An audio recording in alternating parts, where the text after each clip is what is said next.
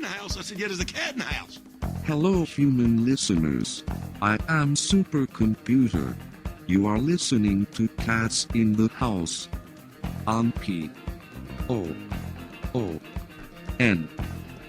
Welcome to this week's edition of Cats in the House. And now Alex, Noah, and I, we got to go on the road a little bit, and we got to check out Minneapolis. We went to a Timberwolves game, a great basketball game, even without Kevin Love and Ricky Rubio. But what we were really most impressed with was the city itself.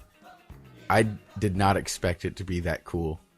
And we were in a hotel right across the street from the Target Center. We could have thrown a paper airplane and from our hotel room, and it would have hit the Timberwolves Target Center. And a baseball might have made it to the baseball stadium. Absolutely, yeah. That was about a block away, maybe a little bit less. And it was what a great place for someone to be a sports fan. And that is why the recent news of the Vikings' new stadium falling through from their city council is just absolutely tragic, because we got to see firsthand such a great sports city. And the Viking Stadium was what, 8-10 blocks away? Yeah, a short bus ride at the most, you know. I cannot believe that the football team that they love so much up there can't get the stadium approved. And I understand they just built the Twin Stadium, but it seems like the city would do something, raise our taxes, give us a stadium, renovate the old one, do something. Well, apparently what the city said was, at the city council, one of the members told Ziggy Wolf, said, if you want a stadium, why don't you pay for it yourself? You have enough money to do that. Well, and then I would say, well, Ziggy Wolf, he can take the team to Los Angeles and get them to help pay for it. And like Irsay fronted, I forget the amount, but he fronted a lot of his own money for the stadium. But that's kind of rare. I think like Camden Yards in Baltimore was built entirely off money played from the Maryland lottery. I think Minnesota, there's plenty of ways they can get creative to where they don't have to just rely on taxpayers. They can get a stadium if they really put their mind to it. We saw those billboards for the lottery all over town. Yeah, put that towards it. Citywide lemonade stand. I don't know. They got to do something, because this is a team that's been there forever, that fans love, and I didn't care as much as like, oh yeah, the LA Vikings, but now just seeing those fans and getting to hang out with those people and meet those people, and just to see like you could walk. There was a Twins game earlier in the day, and they could walk over and watch the Timberwolves later, and it was just so cool. It was the way to do it. And also another epiphany we had is, God, Kansas City could have been like this. But we did not get a baseball stadium downtown. We renovated Kauffman down in the middle of nowhere, and it's a beautiful stadium. They did a great job with it. They're both great. Kauffman and Arrowhead are great stadiums, but it's in the middle of nowhere. There's a Denny's and a Drury Inn, and that's it. There's, I-670 goes there, but it's really nothing. And to be in Minneapolis, you could walk and you just see everyone flowing out from the stadium. They go to assorted restaurants, and they make their way to the Timberwolves game. We're really missing out on a really nice experience. But yeah. Well, I know that at Arrowhead and Kauffman, the parking lots are kind of doubled in size just in case two events are going on the same day or something. Yeah. But just knowing how much parking lot space is there, to me, it was hard to comprehend where all the people would park for these events. Say, the Timberwolves and Twins play. When we were there, they played within hours of each other. I don't understand how a few parking garages can fit all those cars. Those parking garages were huge. As we lost our car, we couldn't find it. Because they were huge. There were like 5 stories. And the parking garage to the Target Center, you could go right from the parking garage and walk right into the stadium. I thought they did a great job with that. And it was one of the coolest downtowns I've seen. I've been to Austin. I've been to Nashville, Chicago, New York, and places like that. I might have liked Minneapolis more than I liked any of those places. And God marked me down as a Timberwolves fan, because we don't have one down in KC. And for now, I'm rooting for that team, and I'm rooting for that city. I'm even thinking about becoming a Twins fan, because I watched them play the Yankees last night over the Royals game. And I really like, I like Joe Mauer. And they're really good. They're competitive. And I just like, the way they had nice fans. It was nice people. Mm-hmm. It's not like, you get to New York or Chicago and they have that attitude about them. It's just a nice Midwestern city. And just to come full circle here, we're talking about Minnesota sports and how tragic it would be if the Vikings were to leave. And while we were in Minnesota, we actually got to watch the Oklahoma City Thunder play. We forgot to mention Kevin Durant dropped 43, and that Thunder team was moved from Seattle, where they had great fans and they had heartbreak, similar to what Minnesota might be feeling here in a few years. Yeah, I think that's one of the worst things that's ever happened in American sports was Seattle losing the Supersonics. And I think this is really on par with that because Minnesota, they have great fans and they show up to the games. They're not getting blacked out. They've got a really strong fan base and they've had a really competitive football team. And they've had a couple down years now, but I mean, those years with Brett Favre, they were one play away from going to the Super Bowl just a couple years ago.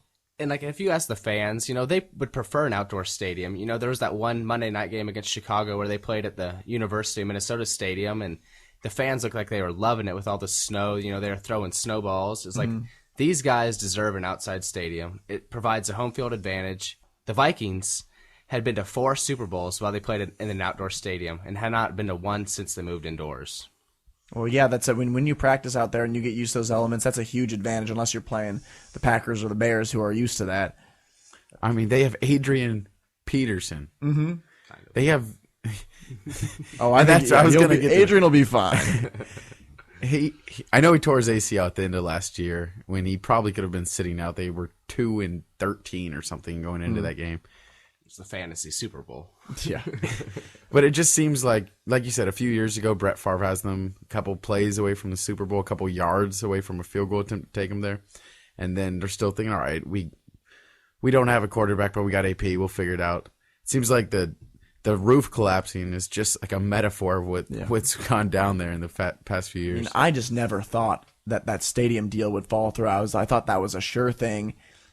Well, yeah, and Minneapolis, I mean, the one thing is they've had a tough time because, I mean, the Timberwolves, they lost Love and Rubio. They lost Adrian Peterson. And they're going to maybe lose their football team. And the Twins, they had a pretty bad year last year. And we can kind of feel their pain in Kansas City. But we have one team that's holding it down for us, and that's Sporting Kansas City. They're on a historic run right now. They haven't allowed a goal all year, much less lost a game. It's pretty ridiculous. They're the first team since 1998, and the league started in like 95. So they're probably one of only two or three teams ever to start a season 6-0. They're about 10 minutes away from 7-0. And as you said, still haven't allowed a goal. They haven't even allowed a shot on target in a couple of games. They are historically good. And I'd say it considered a major upset if they don't win the championship. I think the MLS is very underrated. It gets no respect from the international view of soccer. And I think this team in Kansas City right now could move and compete with some of the secondary leagues over in Europe.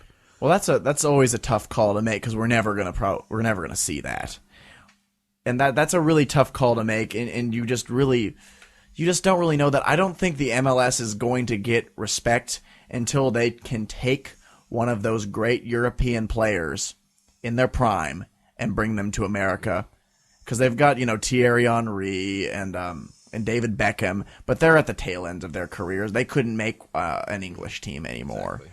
And when they can bring in one of those players, I think that is when they will be getting the respect it really deserves right now because they're playing great games. Landon Donovan's done a lot for the league because he's turned down multiple offers from England to try to build up the MLS brand, and that helps. But we really need an import that the world can start to respect, because right now everyone just kind of thinks, oh, it's the MLS, it's a second-rate league, and like we heard Jimmy Nielsen say, people even in Denmark when he goes home are like, oh, it's like as good as like the third or fourth league in the Danish, and that's just not absolutely not true. Yeah. A Danish league, I would put Sporting KC up against any one of those teams. I can assure you of exactly. that. Back when Sporting Kansas City was still the Kansas City Wizards, Noah and I were at a friendly match in Arrowhead Stadium where they used to play their home games. They were playing Manchester United, and Manchester United was playing about 8 of their starters, 7 or 8 of. They were not just going out there as a joke. They were trying to win. And Kansas City won. And I think that was a sign of things to come. Even though we only had a few of the players out there that we still do. The roster's changed, but Kai Kamara was out there. And You could tell something was about to happen with that Kansas City soccer team. And you know what, with the Kansas City Soccer that can't be forgotten too is they're the last Kansas City team to win a professional championship. Yep. They did win the MLS Cup. Was that in 2000? Yeah, something like that. It's been nice having that with just this horrendous Royal start. And I know on another show we were just talking about, God, how excited we were. I said, oh, we're going to win like 89 games, just drunk off of happiness. And a lot of people have been saying for a long time that, you know, if you think they're going to win that many games, you're foolish. This team is not ready, but I don't think anybody was expecting a start like this. And the Perez injury hurts. Kane went down, but it's just a flattening, you know, like this start. Just look at the attendance in the crowd. Yeah, exactly. They drew 21,000 in the opening Sunday, which was about good. 1,000 more than the soccer team drew. And now they're drawing less than the soccer team because, I mean, people want to watch a winner. And that's just honest to God. I don't care what it is. If it's bowling, if it's cup stacking, if someone is amazing at it, people will show up and watch them. It just doesn't matter. Words cannot adequately do justice to just how distraught I'm feeling about the Royals so far. I just don't panic too early, though. Panic isn't the right word, though. It's just it's the same thing every year. I mean, sure, the expectations aren't usually there, but I am so used to the Royals. I used to enjoy watching them blow a lead. But here, let's put this in perspective here. What is more disappointing, this 3-9 start or the Kansas City Chiefs being blown out by the Buffalo Bills last year, opening week? Amazing you said that, because I was just thinking, I was like, this reminds me of the Chiefs start last year, except for my optimism for the Chiefs was tenfold to what it was for the Royals, because we were coming off a playoff appearance. Mm-hmm. We had, you know, like what we thought was the makings of a great core with Barry and Charles. You know, unfortunately, they didn't get to play. And then a team like Buffalo.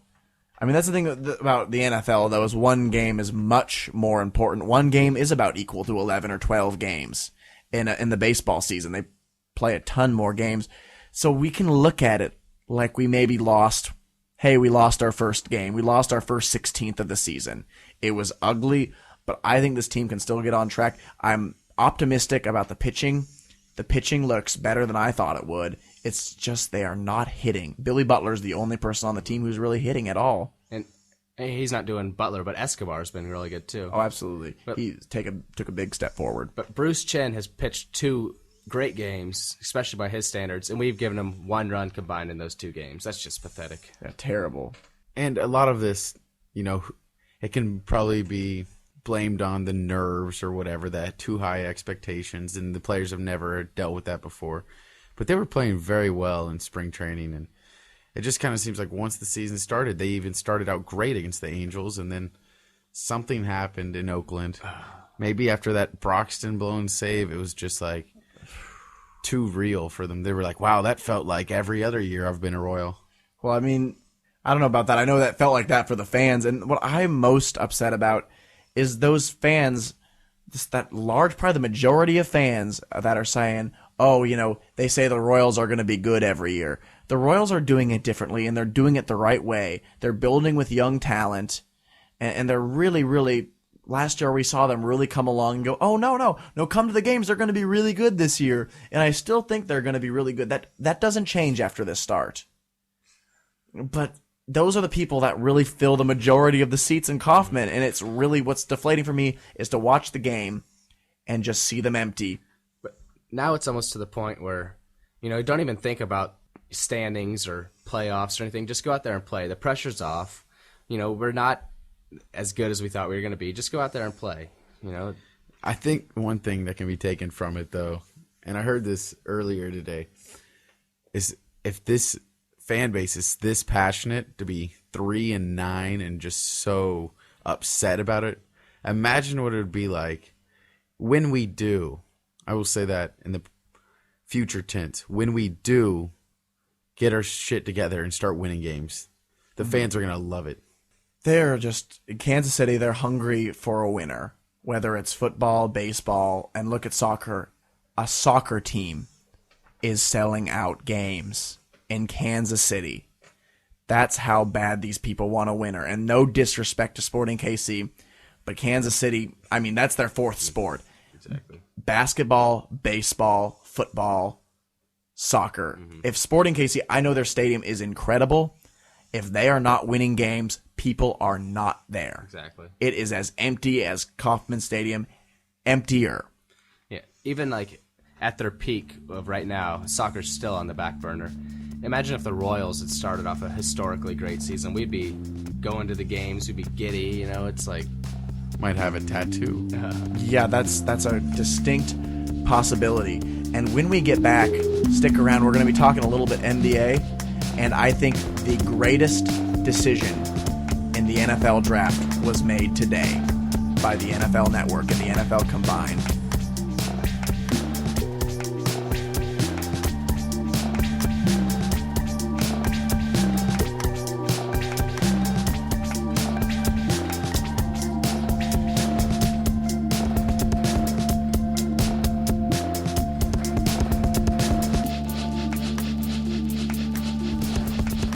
All right, we are back to our second portion of Cats in the House, and I am giddy because the NFL draft is about a week away, and I'm even more giddy because they finally changed something that I absolutely hate about it. We'll be talking about that later, but first, NBA Coach of the Year. Is there any question it's not Greg Popovich for what he has done with the quotation marks ancient roster of the Spurs? It's pretty incredible because it's almost like people counted them out. It's like, oh, they're the same, you know, Ginobili, Duncan, Parker, but they just keep on going. We noticed Duncan last night threw down a nasty dunk. I didn't even know he could still do that. And the only one I would say is Frank Vogel from Indiana would be the only other contender, but for Coach of the Year. Amazing things that Frank Vogel has done for Indiana. They're in the third spot. The San Antonio Spurs, I think we can agree that the West is the tougher conference. Oh, yeah. And the Spurs are number one in that conference right now.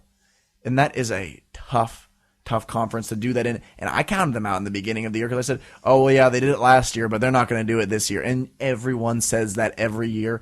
And year after year, they do it by playing incredible basketball, team basketball, with maybe not the biggest superstars these days. I mean, Tony Parker is having a career year. Tim Duncan still has it. Well, last year they got the 1 seed, like you said, and they lost in the first round of the playoffs. And I mean, in the West, that could happen again. Yeah, the Grizzlies beat them in 7 or 6, I believe. And this year, they could be going up against a Suns team who's always gotten up to play the Spurs. Steve Nash has always played well against them. That would be interesting. That feels like a playoff game from about 5 years ago. I remember those. Those were always really fun. Robert Horry hip checking Steve Nash into the scorers table. Oh, that was. I remember that one. Those were fun matchups. Questionable reffing in that one for sure.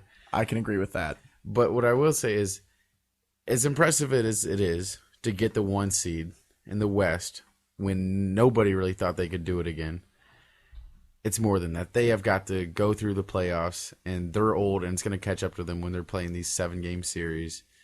Even though all year it's been kind of a cramped schedule, so they've been playing a lot of games. Well, I mean, I said that he wins Coach of the Year, not that they're going to win the championship, because I think they give that away at the end of the regular season.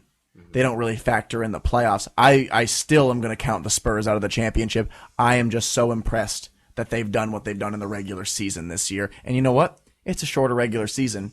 There's only 66 games right now, so that's a little bit less wear and tear for the old folks. And, you know, you never like to have injuries, but Ginobili, you know, sat out 20 games at the start of the year with a broken hand, so he's got fresh legs. And he's balling. Oh, yeah. He looks like old Mano of the past, and he's just doing great things. And, you know, everyone knows it. They are not the most fun team to watch, but they've been the best. Yeah. They play defense. Pop gets him to play D. Him and Doc Rivers they probably have the best defensive teams in the NBA. Thibodeau? Thibodeau. He's a mastermind, and they're doing, and Chicago's another team in the East that's looks like the best team there, and they're doing it with defense too. And the question is will the defenses win the championship?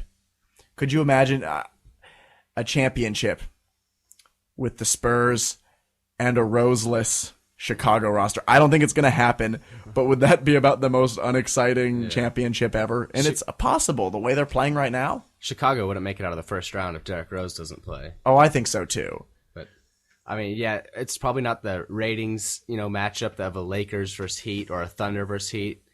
But damn, that'd be some good basketball. Bulls, Spurs. Because, I mean, with the coach of the year, that's different because I think we can all agree that players win the championships. It's the superstars, Michael Jordans, the Kobe Bryants. Those are the difference makers. And having that second or third guy who can score the basketball, that's really, I think, what makes those championship teams. And that's why I don't really believe in either of those teams to win the championship, but nevertheless very impressed that they've won so many basketball games. And yeah, in Minneapolis, we got to see the Oklahoma City Thunder, and I really feel like that they're ready this year. That they weren't quite ready last year, but they are ready this year to take that jump and win that championship. Yeah, having Russell Westbrook and Kevin Durant combined for almost 70 points a game or something, it's pretty ridiculous. Well, it's more like 60 or something. But It's been 70. God, they were up at like 90 in a game one time, and they still have James Harden who can score. Yeah, they have a game where Harden, Westbrook, and Durant all went for 30-plus in a game. Harden is a great scorer off the bench, and that's what the Mavericks had last year with Jason Terry, and you need that. The Lakers had it with Lamar Odom. Don't forget J.J. Barea. J.J. Barea. And the Thunder, they were great a few years ago when they were just really young, giving the Lakers some trouble in a series. But with Kendrick Perkins there now, they have a defensive presence. And a block. I just called him a blocker. Serge Ibaka is an absolute beast on And defense. and Nick Carlson, he's good to draw a couple charges and get some tough tip-ins. So early championship predictions, I'm going to have to say, even though the Heat have cooled down a little bit, Heat Thunder, and I think that was somebody at the very beginning. I think that was Alex's at the very beginning of the year. But just the way those teams can score and just how athletic they are, those are my favorites. I called it 2 years in a row, so it's not that great. But You stick with it. yeah, I think I'm going to have to agree with you. I'm sticking with my call. The Thunder are going to get there. That's a great team out west, and in the playoffs, they really get going. I think I'm going to go out on a limb here, and I'll pick Oak City in the West. But in the East, and really just for the sake of being different, I think Boston's got one run left in them, just because Rajon Rondo is playing at a ridiculous level. Pierce scored 43 points last night. Ray Allen still has the jump shot. Kevin Garnett's playing good. So I think Boston's got one run left in them. I don't think they'll win, but I think they can make the finals. That would be fun. I would really, really enjoy seeing that. I'm not like a big Boston fan or whatever, but I would love seeing that. I love Doc Rivers. And then that report came out that they almost traded Pierce and Allen at the trade deadline, and they didn't do it. And that would be cool to see them make another run, because that would have essentially ended their season this year and maybe been a smarter move to make for the future of the franchise, because they still got Rondo, but they're kind of in trouble. They've been there, though, and they are not scared of the Heat or the Bulls or whoever it is. So we have the NBA playoffs to look forward to. That's still a little bit ways down the road with those long series. But in the meantime, I know me personally, I am about 99% focused on the NFL draft. And I've been watching these players. We got our draft books in, Our Lads and Mel Kiper. I'm going to be reading those. I'm just so excited because one of the things that has been bothering me the last couple years is I just hate it so much when the cameras spoil the pick. Because I just love it when the commissioner walks up. That's the commissioner's time in the spotlight for good reasons, not when it's lockout and suspensions and fines. He gets to come out and announce these players' names, and it's not going to be spoiled anymore, much because of Rich Eisen, and he's really, really pushed for the NFL Network to stop spoiling it, and I'm sure ESPN's going to follow suit too. They have not decided that yet. Well, they have no choice. Yeah, because I'm not going to watch ESPN if they do that. It's like one of my favorite draft moments of recent years is Goodell walking out with Oakland on the clock at the 7th pick, and just when he starts the word Darius, just like, what? Like, absolute stunned that Darius Hayward-Bay would be the first wide receiver taken. But it was great. It had suspense. It didn't show Hayward-Bay on his cell phone. It was just one of those rare times, because they didn't even have a camera on him. Yeah, because that was so unexpected. Exactly. And that's what's great, is when you hear the first like syllable out of the commissioner's mouth and you're like, oh, that's who it's going to be, and you try to guess. Not when you see him on a cell phone, where you see like Tebow, hugging his brothers and with a Broncos hat on 10 minutes before they're even on the clock. We're here real fast.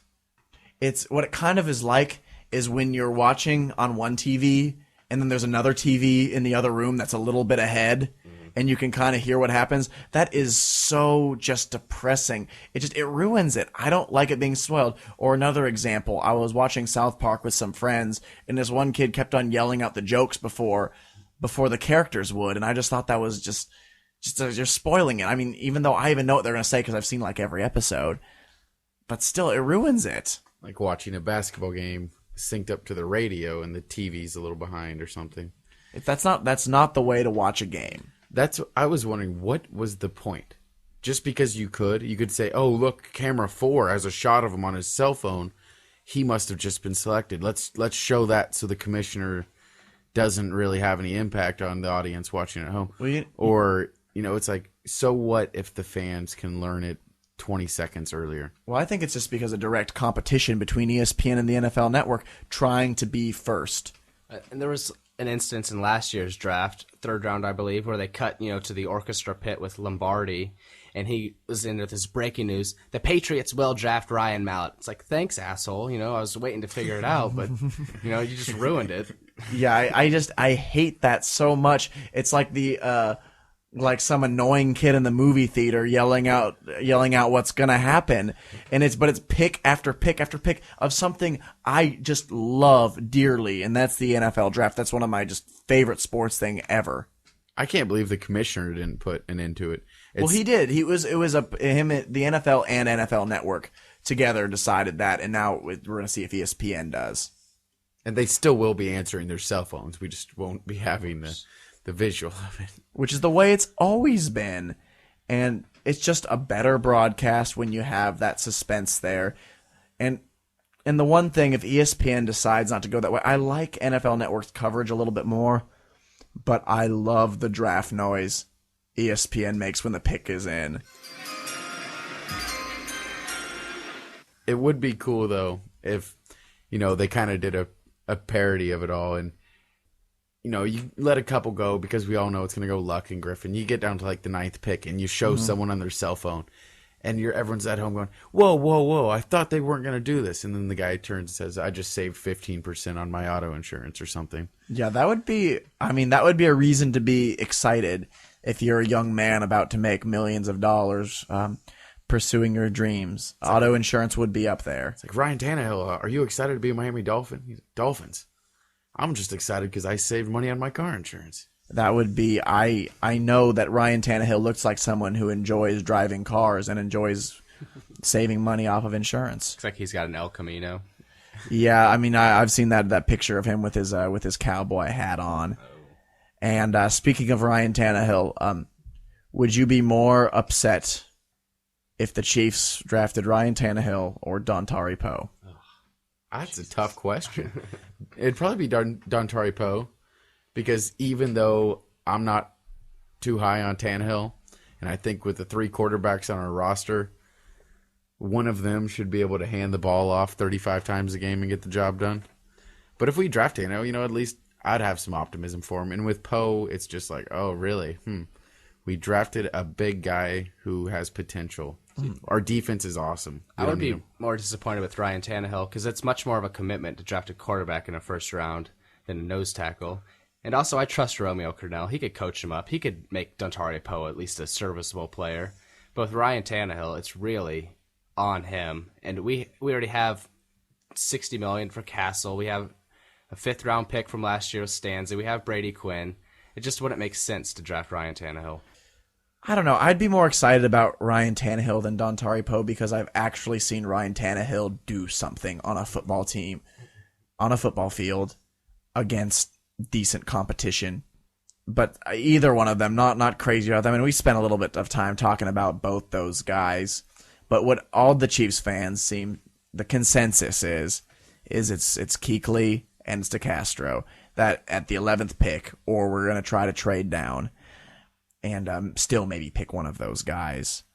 And a guard and inside linebacker. I love both those two players, but who I really, really would really like, I think Melvin Ingram is going to be there, and I would love to have that third pass rusher because you know what? 50% of the time, the Chiefs play in that nickel defense, and to have those three guys going at the quarterback instead of Wallace Gilberry, and you have him and Alan Bailey or even Tyson Jackson was just talking about how he wants to be a 3-down player this year and be on the field for those, and he wants to work on his pass rush, which we'll see how that goes.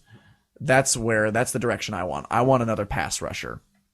Melvin Ingram is an animal. He'll do it all. You can run a fake punt to him. He'll get interceptions. He's an athlete. And I watched him a lot last year, and he's got a motor. It reminds me of like Pierre-Paul.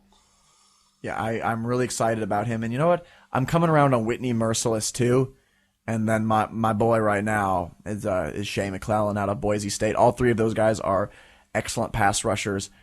I would love to see the Chiefs go in that direction because I think that's about the biggest difference maker you can have on your team besides a quarterback.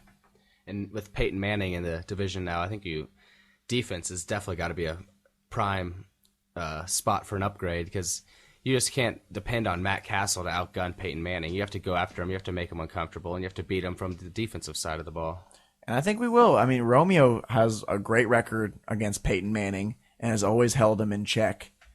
And I think this Chiefs defense this next year should be the best that they've had in years. And I don't want to, after the Royals dash my hopes, I don't want to get my hopes up too high. And I'm, not too optimistic about Matt Castle leading the offense. But I am so excited for this defense. I love Derek Johnson, love Tamba, love Brandon Flowers. Just for them, I just think they're just another elite pass rusher away, even though Justin Houston came on really well at the end of last year. You have three great pass rushers. I think that's a force to be reckoned with. And with the schedule coming out, we have a very tough first month and a half of the schedule. We're going to be relying on that defense a ton. So let's see. I'm saying 9-7 on the year, and I think that's looking from the outside in on the wild card.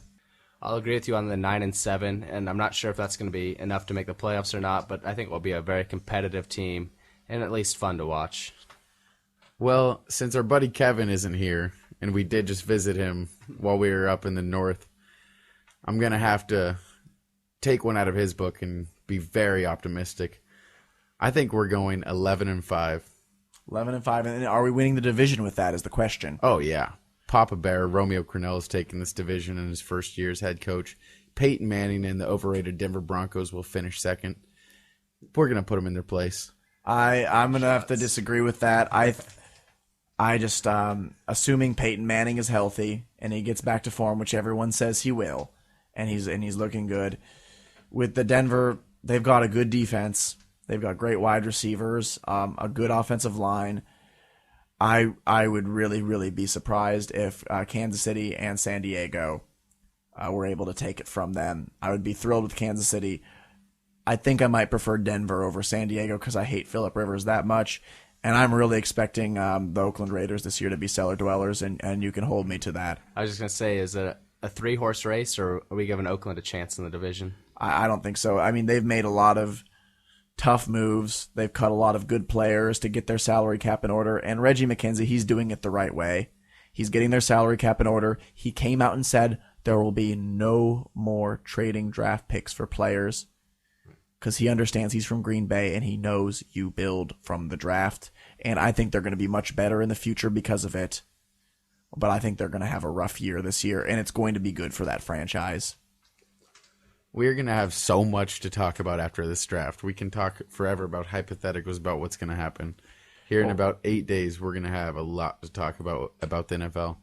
Well, yeah, we're going to have a busy week. We'll have one pre-draft show, and then we'll do a post-draft show. So all three of you listening to this should be just giddy, just shaking in your chair because our draft coverage is going to be second to none. I think Mayock and Eisen will be jealous because, you know what? Those guys are dogs. And we are dogs too at Cats in the House. We do not need any freaking cats. We need dogs.